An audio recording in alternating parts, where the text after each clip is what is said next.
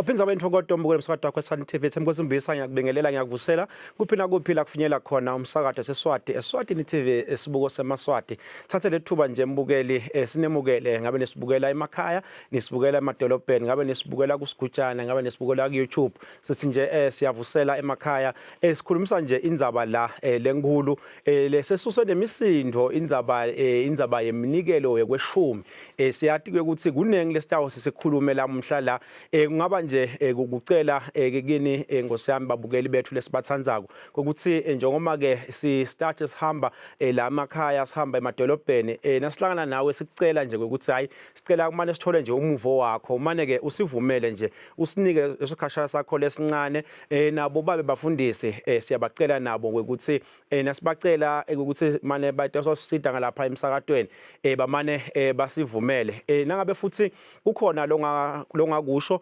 ungasibhalela ikhona inombolo ngibabona kuthi kanye sikhona na kuye Facebook siyafisa ukuthi nawe suve umuvo wakho inhloso yethu ukuthi sive semaswati ungathi besingafika khona la sitakala khona likakhulu nasikhuluma ngato tindzaba tetenkolo angihambi ngedwana ke bakhona abantu abadzala eceleni kwami ke ukhona Dr Samuel wakadlamini usuka lapha ebandleni lase International Mission Center lapha eMoneni umlomdzala kahamba edwana uhamba na Rev Grace Masilela usuka lapha eMbabane ebandleni leMnazarene angithathe lethuba ngicale ngawe nguvusele Vunganze.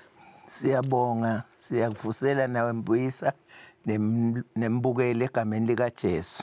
Amen. Ngiyacela ukuvusela dokotela. Sivusele Mbuyisa, sivusele kubo babukeli nakuye Andy Grace siyabonga kakhulu inkosi yaphila. Amen. Ngicabanga ukuthi angicale dokotela ngicale ngawe nje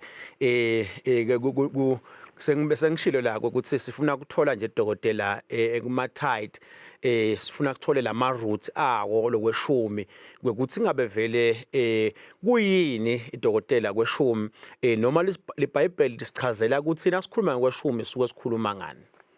Siyabonga kakhulu umuntu nje mhlawumbe angaqala nalokusho ukuthi ngufundiswe ngibani mina ukuze understand la eSwatini ngoba into yonke uyifunze kulaba sembili ukuthi ke noma so wenda licwaningo so utendela licwaningo nje kodwa ube bakhona abantu lokwahlala nabo phasi laba njengabomkhulu Ndlovu waseNazarene Grace uMati kakhulu ngilesi 7 nabo labo ngalalela ngahlala phasi ngangilalela yonke inkulumo yakhe lethinza lokho ngilalelisise ngenhlanhla ngiselapha eChristian Media Center so ngikhona ukuthi thola tonke izinto kahle ngaleyo ndlela leyo ngaphinze ngafundiswa nguBruce khona umlungu abekhona lana ahambela nasemasondweni emaZion nje everything le waqala nje Zion Bible School ngahlala naye phasi ngisesescoti ngiahlala direct ngiyekakhe ngithi asongitshele yini kwelishumi angibekele kahle kwelishumi Embuyisa nakuye umbukeli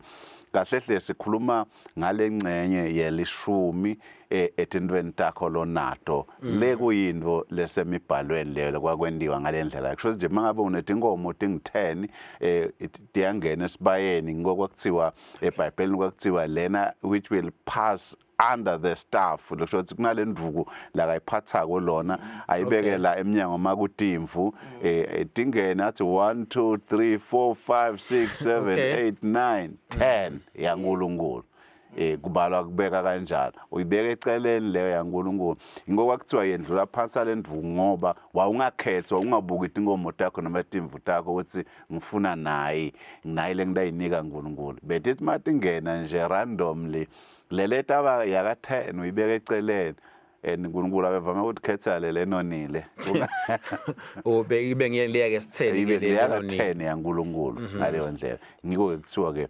kwelishumi ngaleyo ndlela leyo igama livela lapho livela lapho okay cha ngiyabonga dokotela mhlambe nkosiyami Vunganze sitayibeka ngekuthi in a world of changing values ngabe vele lokweshumi nawo la sakubekile dokotela ngabe kusese relevant yini ukuthi singakhokha nalamhla idingabalwa letinkomo nalamhla bese lesi10 iba yaNkulunkulu.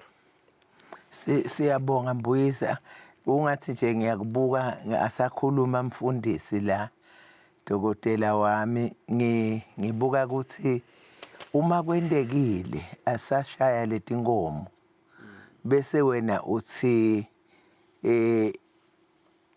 le ngishayile manje uyathi ungathi ayisiyo le kahle amane ngikhiphe ngifake lengcono uNkulunkulu uthi funa tot imbili hawu naleya okay wena nje somphethe imbili kweshumi ngoba ngithi tonke etendlule lapha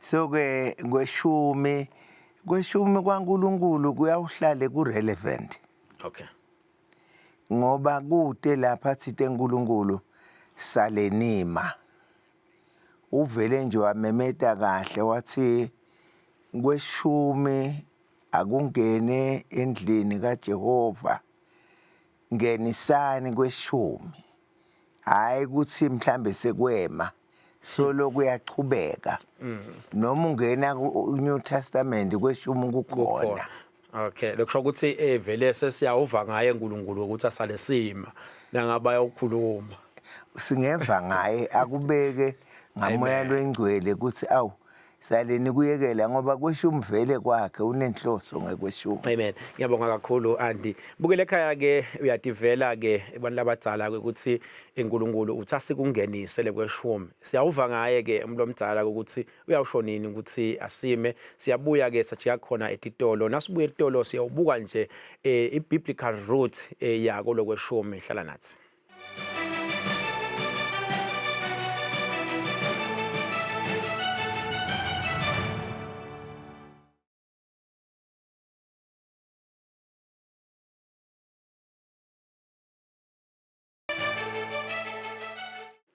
Sihle lakho mbukele lithindi bandla ngiyamukela mbukele thatha vulo sakade wakho eSwatini TV sesibuya khona ke etitolo sikhulumile lapha sakhuluma ngato indzaba dako kweshumi bafundisi ke bayibeka singaka etitolo ukuthi kumele ke sikungenise siyabuya ke manje sibuke nje na indzaba nayi naku sihambile sathola ke ebabukeli lapha lasambe khona bakhuluma ngako kweshumi ngiyacela ke mbukeli ukuthi umane ubalalele ukuthi bathini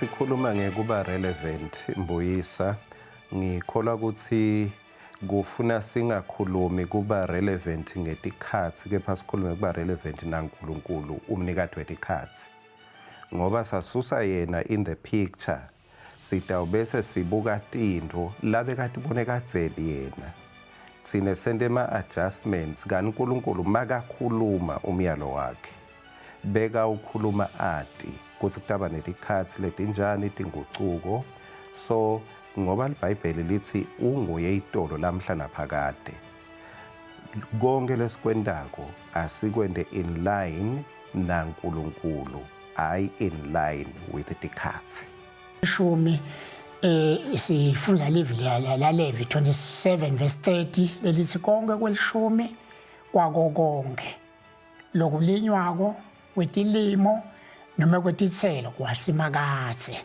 kungcwele kusimakathe labanye sebalima ngalikhikha babavule etohe nabashaya emasimini lenguthatha ukuthi mina laba azuza khona ke nyalo ngilaba tawuthola khona lebangamnika khona uNkulunkulu kodwa lo savukela emasimini akakhiphe kwasimo fanele kuqhubeke kukhokha kuze ebandleni kutoba khona lokhu lokufanele ukuthi laba labalambile bakhona ukuthola kuhle laba labahluphekile bakhona singaphokwe ukuthi hambani nekuthula bazalwane kodwa simbone umuntu uthi ulambile samnika nakudelo kweshumi ngoba vele lokweshumi kwabo ukuthi bakudle kungaba inkinga ke nase kudliwa ngumavimbela edwana awa kusalungi ke lapho kufanele ukuthi ke babe khona labethembekile labatawenda ngekwethembeka lo msebenzi bayibuthe ayisiyo yemfundisi umfundisi uyahleshulelwa hayi ukuthi yakhe uyahleshulelwa ngoba naye ubalelwa etisebendini le ndlela yokukhokha ifanele ibe semsene hayi kwekuthi vele ngoba ngingenela iminyango ngata ukhonta inkosi sekubanjwa ngathayi kokuthi vele wena ufanele hamba ngoba labanye bagcina bahamba bayoboleka imali ukhanze ukuthi akusesiko ke kweshumi lokho. Sendivele ke babukeli lapha bafundisi lapha nabo bebasika ke kulejikako sesibavile bafundisi cishe lokunengi la kule ma route alokweshumi sebakuphendulile abantu labadzala dokotela mhlambe kungaba nje kungeta kuloku ukuthi lama route alokweshumi ingabe yini vele irresponsibility yako ngosiyami Vunganze beyakhelwe ini and futhi isendeka inyalo. Angicabangi ukuthi kusendeka namuhla ngoba phela uma lithi livi laNkulunkulu ngoba uNkulunkulu uyevakala lokuthi akungeniselwe ini. Nalithi nje livi ngenisani kweshumi endlini yengcebo kube ngikudla endlini yami. Ngiyona nto uNkulunkulu lebekayihlosile leyo kuthi kungabi nesomiso endlini yaNkulunkulu. Okay. Sikhokhe kweshumi.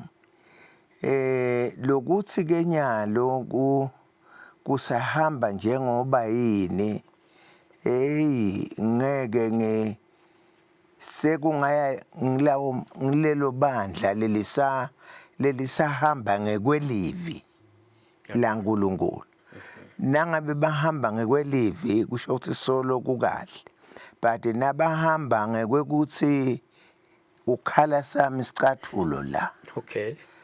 Sengilenye ke leyo ngobe lokusho ukuthi nakukhala sakho isicathulo konke lokwendiwa la vele kubhekene nalomnikati walesicathulo. Okay. Cha utasita dokotela nakukhala isicathulo kwekuthi vele ngalesikholo ngalenkolo ngalesibhayibheli kukahle yini noma bafundisi sesebadlisa nje bazalwane chef phela la ngabe lokweshumi bayakweleka kodwa kwendi lo msebenzi wakho. Singavele nje siconze ngoba empeleni lokabe khala ngakho nje Malaki 3 lapha yayi abekhuluma nebalefi. Okay. Laba because bafundisi lapho. Okay. Bebakuthatha lokwelishumi. Okay. Kodwa bangabe basakumikisa endlini yaNkulunkulu. Angithi bekunemadolobha la ngi10 emadolobha la kukolekwa khona emaleve abe spread all over emadolobheni la ngi10. Bese ke bantu bamikisa banganohamba indzawo lenze walithempeli linye phela senzaweni yi. Banganohamba indzawo lenze kuba ngilaba leve labahamba bakumikise le etempelini but labantu bakumikisa kulaba leve. Laba leve ke babese bakuthatha bona basakumikisi le. Ngiwa sakhala ke lo mprofeti lana ukuthi hey phela bisanda kwelishumi la endlini lemlayito lo nje ucondzane nebafundisi bantu bathembekile ngoba vele makathi nje uNkulunkulu kwakhe kwelishumi usho ngani usho ngoba kunebantu le basesandleni sakhe laba lesingathi kuphila kwabo badepende ukuthi uNkulunkulu banikani kodwa uNkulunkulu lokulaka abanika kona ngilokulaka kuthathe kulabantu la kathidenge kwakhe ngoba nguye lobanike emandla so ngiyo labantu labo ke balula kuneba priest kunebaleve eBhayibhelini kunebafelokati kunetinzanzane kunemhambima just bani laba tinzinze ama refugees abanabani kuya la uma kuthathwa la kwelishumi kusebenta lokho kufanele ukuthi kwende lo msebenzi kweshumi akusiwe ukubhadala gas akusiwe ukubhadala imanda akusiwe ukubhadala irent yelisondvo akusiwe ukwakha indlu yelisondvo singaze sakhe indlu yelisondvo ngekweshumi siphambene naNkulunkulu ngoba nalabantu letibusiso bathatha ithola kanjani empeleni nje nawo naloko akusiwe ukuthi ukhipha kweshumi uzothola sibusiso ukhipha kweshumi ngoba ubusisekile. Ngiyabonga kakhulu dokotela. Mbukele ekhaya ke uyadivela la kudokotela naye la Make Grace ukuthi sebasichazela nje ukuthi ingabe vele yini lo msebenzi wakweshumi. Kuhle ke lokuthi kungabi imfihlo nabani akwadi nje ukuthi nasikukhokhile kuyawenda na umsebenzi nangu. Siyabuya ke mbukeli siyakhona etitolo. Nasibuya etitolo ke siyawonkhombisa futhi ukuthi babukeli batheni bona kulaba lesikhonile ukuthi sibathole. Hlala nathi.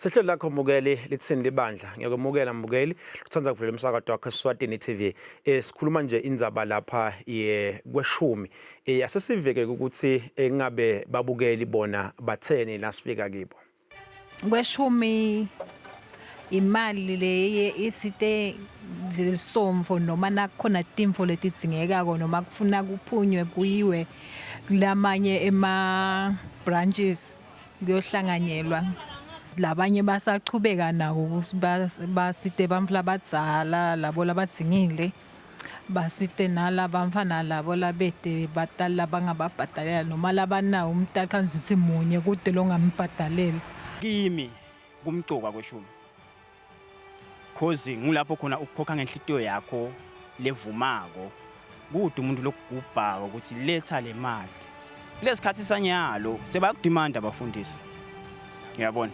emasontweni ungene esontweni ashumayele ngekweshuma umfundisi omangalo ukuthi kani lana kwentwani kani kwanje la ngithi ngiyangena khona abekise umfundisi athi kude lonikela ngaphasi kwa 50 rand ngiyabona cala liphepha kwethu 50 rand nawu na 10 rand ke nawu na 5 rand ke awusakhona wena kunikela leyo lonako unjingisa abantu nje yabo ngako sokuba nema ATM esontweni solokukhona lokweshuma kusitsotsi lemvoleyo kukholwa namuhla sokuba sitsotsi kahle lesikholwa kadze sakhula thina sokuba sitsotsi kakhulu kweshumi kwafa kwabethela isiphambanweni nakabethelwa Jesu Kristu uma singabela kweshumi vele kwakubased kuma agricultural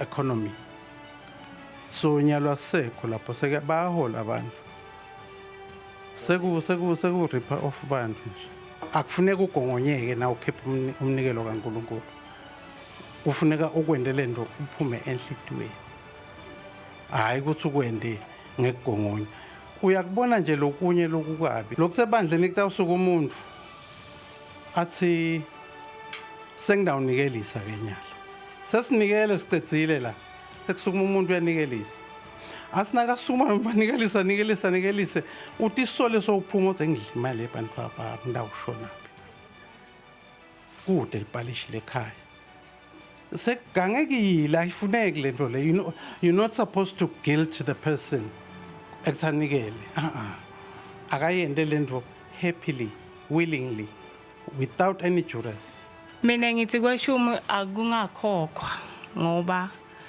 nowadays lokweshumi lokukhokhwako akusasithi indzawo kunema families lahluphekako kodwa emasontweni kweshumi kuyakhokhwa kodwa abamfana basitakala indzawo kunebamfana abahluphekako emasontweni kodwa basitakala indzawo kakhulu kubambisa kuhlisa bantwana labaswele mina nje kulelam siyasibhadalele bantwana tikolweni sifake uniform tiqatfulo sekuyavakashelwa lento indlu lehluphekile for lawo ma rice faka kudla nje nabake babukele bafundisi ngicabanga ukuthi senibabonile labanye bayakhala ngakweshumi labanye bayakutusa siyabonga ukuthi kulabanye bathi kuyendeka mhlambe kunaba labakhalako ngicale ngawe dokotela ukhola lokhulume ngekuthi kwabethelwa esiphambanweni shothi kusho umfuna singakhokha mhlambe asicale lapha cha nje wavele ukukhuluma kusebantwini ngendlela singethe sathini phela kweshuma kusiso sono Jesu wabethela sona esiphambaneni so beka ngeke kabethele kwelishumi esiphambanweni ngaleyo ndlela le ngoba akuzange kube sono ngaleyo ndlela le into le kahle so kusho ukuthi uma wenda lento leyo kungaba ngiko nje lokho ukuthi kwendiwa kahle yini bese labantu lafanele basitakale nje basibalile bayasitakala yini kodwa ngiyathi mina ukuthi nalo nje uzathi nje babethelwe esiphambanweni wendiwa kwekuthi ubuka le ndlela kwendeka ngayo ukuthi lento ongathi ayikusasiyo naleya ngoba ayisasidi utawukhanzela cene kwelisondo kunagogo lohluphekile kunemntwana lonzinzile la celeni kwelisondo kude lo sida lo ngiyabonga kakhulu dokotela ngiyacela ke sibuke naye lenye ke ukuthi lo munye ukhulumile lapha wakhuluma ngekuthi ekweshumi njingiswa abantu mhlambe singathini lo munye wafaka ngekuthi ATM nama ATM kuyademanda kweshumi ngabe ungathini lapho mfundisi njengoba asashito lokuthi akusasidi angathi uthi ngayibeka kanjani akusiko ukuthi kweshumi akusidi ngulabantu labathatha lokweshumi lalabangasidi ngoba lokweshumi kukhona selokungasida angithi bani bakhokha so ke akusho ukuthi lokweshumi akusasidi kweshumi solo kuyasida mane ngulabantu labathatha lokweshumi lalabangasidi ngalokweshumi njengoba kufanele kusidi kweshumi ukwathi njalo munye na Jesu yakhuluma ku New Testament kweshumi kukhona akusho ukuthi kwabethelwe eCalvary zange kubethelwe kukhona uthi Jesu abakwende vele la kuMateyu 23 verse 23 ukubeka kahle nje kuyacaca ukuthi lokunye lebafanele bachubeke nako bangakuyekeli ngoba yinto levele ifanele ibe lusidi manje bayakubhanga lokuthi bathi kweshuma kusidi nase sikhokhile nje kweshumi kuyasida but ngilabantu labathatha lokweshumi lalabate lo moya wekusida ngalokweshumi cha ngiyasiyabonga kakhulu inkosi yami mfundisi mhlambe lomunye unembuto ekhaya dokotela kwekuthi ngabe nanginje ngikube kusangemali khokha kweshumi emalini emholo nangabe lo mholo wami awuminza wonye hamba njani lapho kule nyanga bengikhiphele ngaka next month ngikhokha lokungaka angithi vele ubala kweshumi makwelishumi kaloko lonakho awunongeda ngeke vele kube fixed mangabe kushothi nemholo wakho ngoba akusiwo nalomholo kuphela mhlambe kukhona lokunye lonikwe kona lophiwe kona noma lokutholile ngendlela etingetulu kwemholo so ngeke kube fixed ngaleyo ndlela leyo kutawushintsha vele ngaleyo ndlela le empeleni mathi mubitsinze ligama lekuthi mangabe kuyimali ke kanzi lo muye uthite lapha yayi kwakutinto letiti tithelo lokudliwako ngokunjani kanjalo divuno pho sikhiphelana ngekwemali Jacobe makalapha eBethel kuthiwa is the house of the Lord lena house of heaven kuvuleka lizulu makalapho eBethel wendekani uthi ma inyalo wena Nkosi ngoba ngibonile ukuthi vele ungibusisile lengidaba nako noma ngabe ngayini ngaba nako nje ngidawukhipha kweshumi kuko konke lenginako iqala lapho ke lenzaveke ukuthi ukhipha konke lenginako na Abraham akazange akhiphe kwelishumi etingomeni wakhipha kwelishumi lebeka nako lebeka buye akuthole empini hayi etingomeni hayi etimvini takhe ngaleyo ndlela ukusho ukuthi kuko konke lonako la kakubusise ngako ngoba usuke ukhonda uNkulunkulu Nkosi yami lokusho ukuthi lapha make na una 10 wetimoto lenye wayikhipha uyinike uNkulunkulu yes10 lapha ke ngifuna kuva ukuthi nangabe nalikholwa ngiyafuna le moto ngifuna kuva ukuthi la ngabe nalikholwa noma ngumzalwane uyastruggleisha kubhadala emabills akhe labanye nje basashikiliswa school fees kumele yini ukuthi akukhokhele kweshumi kodwa asahlulwa nje kuphila nje yena ngicabanga ukuthi kude isikhathi lapho ungeke ukhokhe kweshumi yini lokuthi wena ekusweleni kwakho konke bese ubona loku longakuthatha kube ngilokwaNkulunkulu. Okay. uNkulunkulu asimhloniphe, uNkulunkulu asimesabe ngoba lokweshumi kuhamba nesibusiso, kuhambe nesicalekiso. Okay. So uma ngabe angetame ukuthi etintweni tonke akungabe sekushoda uNkulunkulu. Kuthi yathi sengikwendile lokho asengimane ngimise nakwaNkulunkulu. Why? Okay. Okusho ukuthi uNkulunkulu unginumber 2. Asimende uNkulunkulu abe nginumber 1 etintweni tonke. uNkulunkulu utabe suyakuphumelelisa kulokunye utathi mangala utathi kanze sowuphumelele kane nginakweshumi kwakho ngoba kunetinhlanhla la ekweshumini kunemabhadi la ekweshumini. Cha ngiyabonga. Deuteronomy 14 nje babukela mabangafunza lapho kungabasida. Kunesivumo bebasisho labantu bangakhipha kweshumi. Bebakhuluma ngewabo umlomo bathi Nkosi nakweshumi ngikukhiphile. Badlile baLevi bapriest tidlile tinzanzane bafelokati konke ngikwende ngendlela yakhona besuthi. Vele nje libeke kahle lithi badlile besuthi. Ngakho ke ngoba ngende njalo Nkosi wena vani usezulwini bese sowuphilisa live lakho.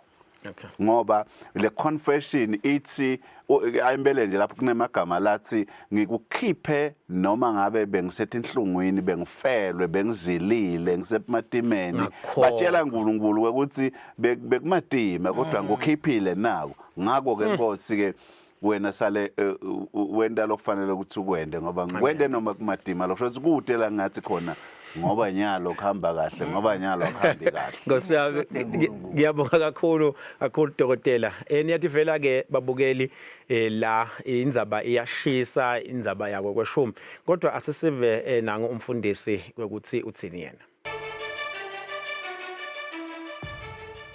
La siyesikhulume kakhulu khona bese kumbe sesikhuluma ngemali. Kungabi ngombila, emakhabishi, makherotsi. Ngicabanga ukuthi kubese sekufuna kuba legalistic. Sekufuna kuba ngumtheshwana kukhonda kwethu. Uma sikubeka kanjalo. Mangabe luthando lwami lenginako onyalo ngithi uNkulunkulu wami, umaye somandla. Khala lichuthe ngiyathatha lichuthe ngigijima nalo ngesontweni. Ngiyanikela angithi kuconnecta nelithando lwami kungendeka lwakho ukuconnecta nemali but lo lwami lungiconnectena nako lenginako nyalo and benginelikhabishi ngilibuka lelikhabishi ngilikhulisa ngalibona lilikhulu kwendlula onke ngathi leli lifanele uNkulunkulu. So luthando lude ema limits but umthetho unema limits. Kumele sitithuthe ekukhondeni uNkulunkulu ngemthetho. Simkhonde ngeluthando, siresponda kuJohane 3:16 ngoba uNkulunkulu wathanza live wanikela. Nathi siyabuka sithi ake sezame nathi ukukhombisa uthando lwethu ngaloko lesinako. Inkinga yami ingaba sekuthelini uma sikuchukuluda ngekwesabisana. Kuthi mangabe ungakwendi lokho nakulokhu tawukwenda ngakwezama nami ebuncaneni bami kuthi ngithuse abantu ukuthi mawungakhokha ishumi utawulahlekelwa ngumsebenzi utawuphukelwa ngumbala kutawufela abantwana esikolweni. Ngabona abantu abebantu baphike kuphasa kungephuka imbala ngathi lamangama wasebenzi lawo kuthi manje khokha ungakhokha ishumi utawulahlekelwa umsebenzi uthole abantu bathole ama promotion khona lapho. Kuthi uNkulunkulu akahloniphi livi lami uhlonipha livi lakhe. So uNkulunkulu ucaphela livi lakhe hayi lemfundisi. Nisixolele Nkosi yami bazalwane ngoba nathi phela sibantu sinetinjongo tethu nathi kumbe kukhona nje mangitibita kanje khona lengadika ukuthi lokhu ngilokutaka imi direct. So bese wena sewuseva mine ngiko sitawugcina sicabana phela ekugcineni ukuthi mfundisi wathi mangikhokha le sacrifice takwendeka nako akusendeki so utakimi kani phela bengithithe nami bengakaconzani bengakasho nokuthi kutakimi sekuyazicabanisa. Mina ngithi ngilo lokubuya lenhlitiyweni lokukhokhako ukukhokha ivume lenhlitiyo ukuthi cha ngikwentela inkosi angitendeli mina ngentela nje ukuthi inkosi nami nayibusisa bayo nami ngikhumbule. Bengathi mina lawa la mhlambe amabandla ethu lakhona lahlekako ngafuna banakhudwe ngoba kona kweshuma ugwale endlini yaNkulunkulu kufuna kusebendele bonke labaya endlini nalabangayi bakhona kuzuza kodwa kuqoqelwe endlini yaNkulunkulu kubukwa tidzingo telibandla kusidinga kanani ke lethi nifaka abantu abesikole nifaka insane nifaka abafelokati. So you are not the best ngekuthi wena ukhokha kahle konke. U-best ngoba Jesu wakhokha kahle konke.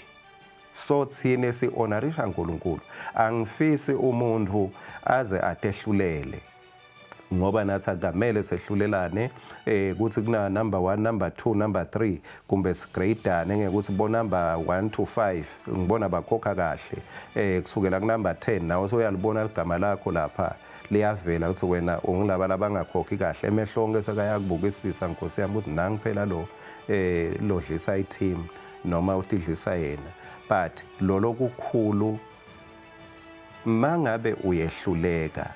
Galatia 6 verse 1 lithi lana ba strong abasithi lana babuthakathaka asisugiya ngebuthakathaka balomunye size simbalele ukuthi mangabe vela awudikhokhi kahle lishumi bantu abakho batawufeyila kanti kumbe bafeyilile bantu abamvele but bese kuba ngathi siyehlulelana lithi lolo strong akaside lolo weak ngoba lokuba weak ekukhokheni ishumi akusika ngako lokuthi akafuni but khona kumbe la alimele khona adzinga kubhalansiswa asitwe khona naye aze agcine akhonile.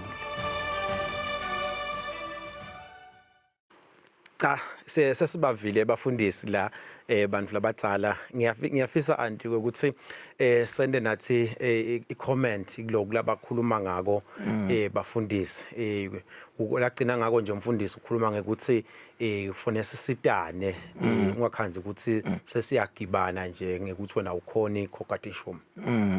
Cha andi ayihambi ngekugibana. Okay. Ayihambi ngekugibana ihamba ngekusitana njengebantwana baNkulunkulu ngoba lo munye aka-understand nje kona lokushuma. Okay. Ukhona labandleni. Lo munye yena uvashe ngathi nje angakhokha nje. Noma ngakakhokhi nje. So kwengila sisitana khona nalokuthi kunetibusiso vele singeke sikuyekela ithi biblical. Okay. Tibusiso tikhona neticalekiso tikhona akude kwethusa la. So ke ukuthi nje tinto kuyokungathi nasekwentiwa kwaNkulunkulu bese ungathi ubobona noma ungathiwa singilethe masaka la esontweni ngikhokhe kweshumi lisaka liyatiwa ukuthi lingimalini but ngoba selila esontweni sengilokwaNkulunkulu usongalithola nje nanga 50 rand akusikahle lokho. So ke ngibuyela lapha ekuthaneni cha asisitane vele kweshumi kwaNkulunkulu asikukhokhe asimside ngiyajabula nje lokuthi khona ngeke lapha limele khona asimside avuke abuyele naye tithole lesibusiso. Amen. Ngiyabonga kakhulu Andi. Ngiyafisa nje kafishane dokotela ukukhulumile la umfundisi wakhuluma ngekuthi kuyasita ekubhadaleni mhlambe lekunye lesinake esontweni. Singawabhadala nivele ema-bills elisonto ngayo imali yekweshumi. Njengoba bengeke ngaphawula njena akusiyo inhloso yaloko kwelishumi asikokubhadala ema-bill elisonto ngoba phela ikhona eminikelo ovele sivele sicele imali yekwenda lokho kodwa kwelishumi kwenda lo msebenzi lobekele wona kusita liti-70 taNkulunkulu etsesontweni kusite tinzinzi le bantu labanganabani longabasita ngoba thina njengelibandla sikhulumela laba labangeke bakhulunyelwe ngumuntu so ngaleyo ndlela leyo kumcoka vele ngikho nje le point lengilivile lapha ukuthi vele phela mawukhipha lokwelishumi kungabe ngumcabo ngathi sengumthetho sesigongonyo ngoba kukhishwa bobani kukhishwa ngumuntu lovako loqonzako ukuthi ukhonda uNkulunkulu omnike amandla ukuthi abe nalokulakanako ngako ke uyadibongela awukhiphi ungathi uyathenga Okay. Ngiyabonga kakhulu udokotela. Mbukeli ekhaya ke uyativela kudokotela uthi awukhiphi kweshumi ungathi uyathenga. Hlala nathi ke mbukeli after this break siyabuya.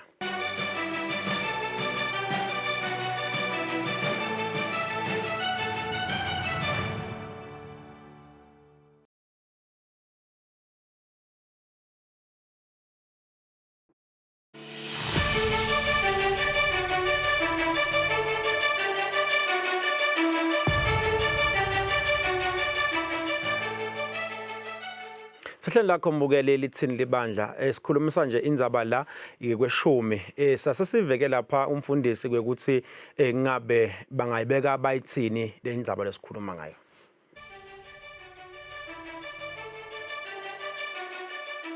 Kulabanye labakhuluma kungathi Sibusiso uyasithenga. Kuba ngathi uyesitolo bathi mawukhokha ishumi kutawubuse kumshado kubuseke lokho ngazi ukuthi uthenga amanyolo uyawufaka embileni ukuthi hayi umbila wami so utawukhahlela kahle ngoba sengifakele emanyolo namakhabeni.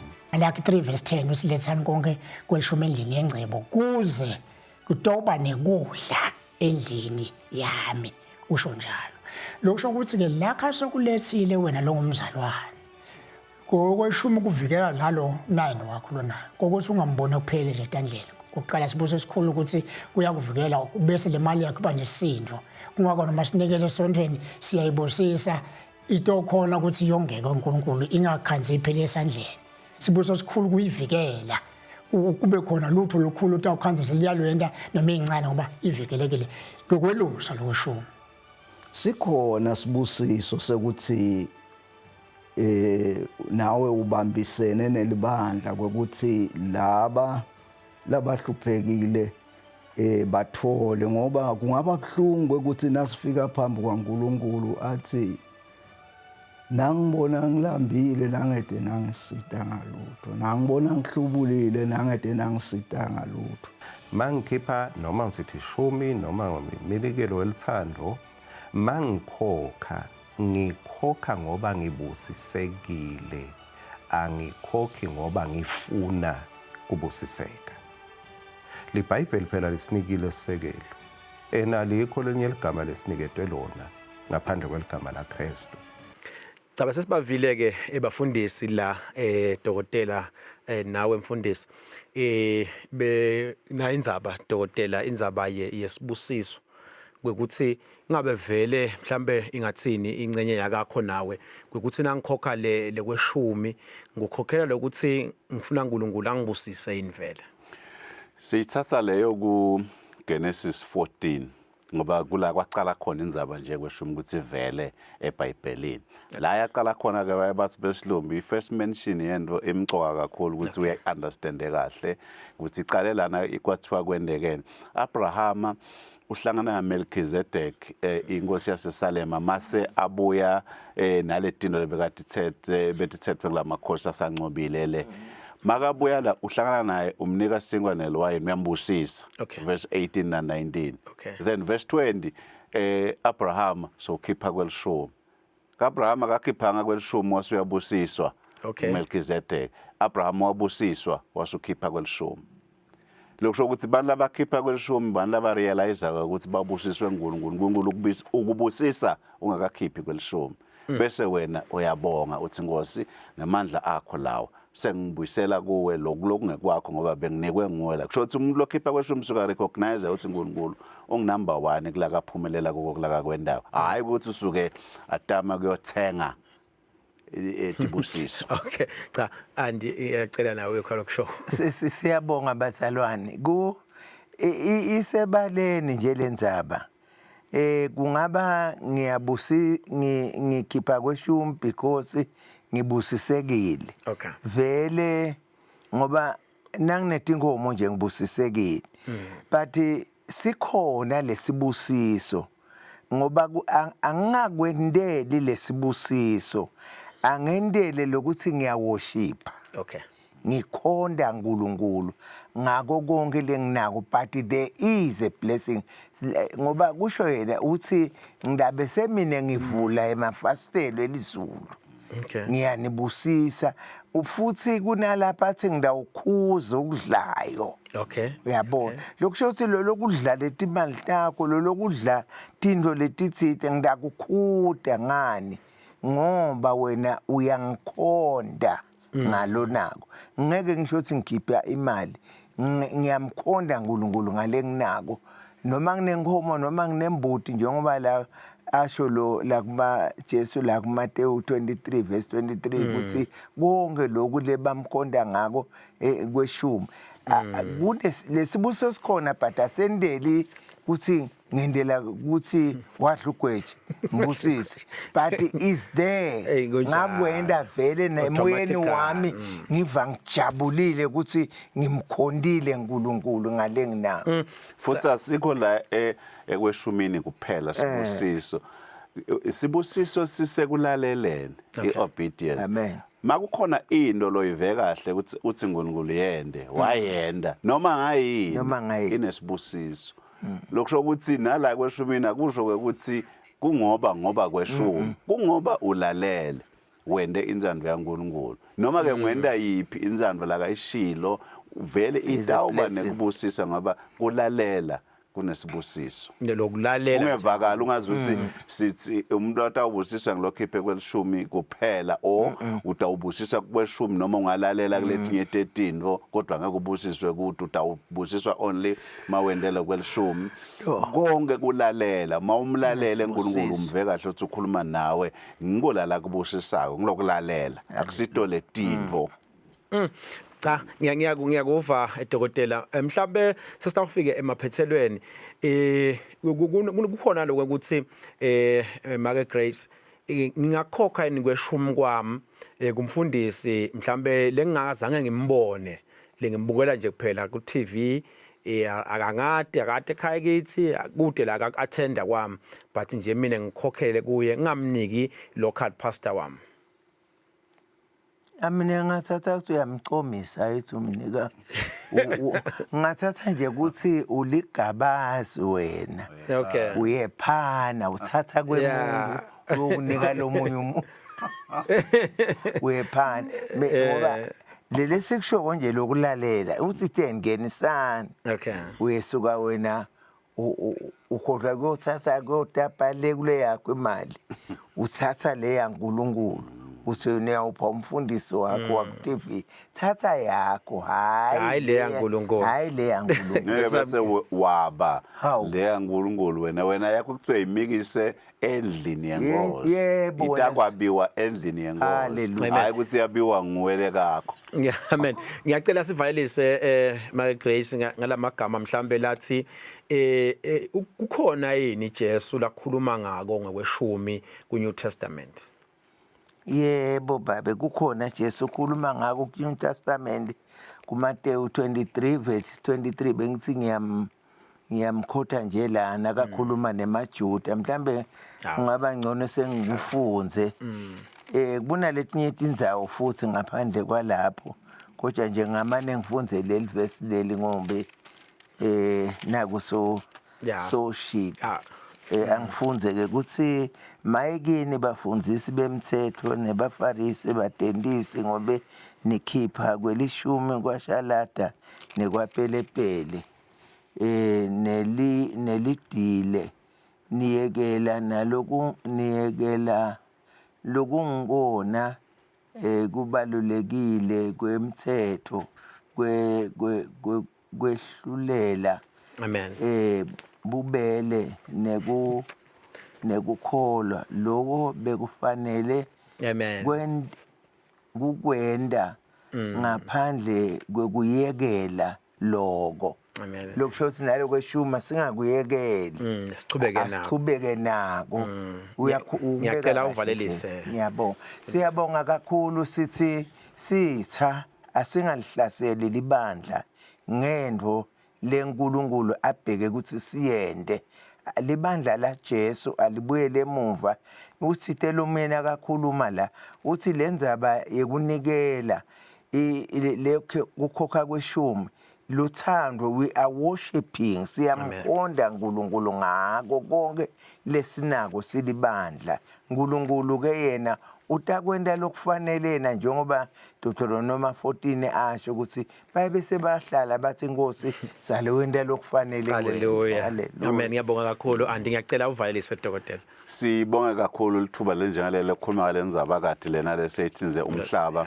Ngiyabhala ke mina Mbuyisa ngibhalele incwadi labathi ezethinzathu lethambelana lenye ngiyibhalele nje bafundisi direct lenye ngayibhalela nje bazalwane ngayenda nangeSiswati lenye ngayibhalela laba funa ukuqonza kahle ngekwelishumi nalaba labathi akungakhishwa nyalo isikhathi semsa ngucazile lokho ukuthi sisuke kanjani kusuka ku-Old Testament ku-New Testament ebandleni kuze silana kwendekeni kwashintsha ini kwendekane uyayithola impendulo yakho konke lokho ngoba lo lwati lomcoka kakhulu sisakwenda konke lokho sibonge kakhulu.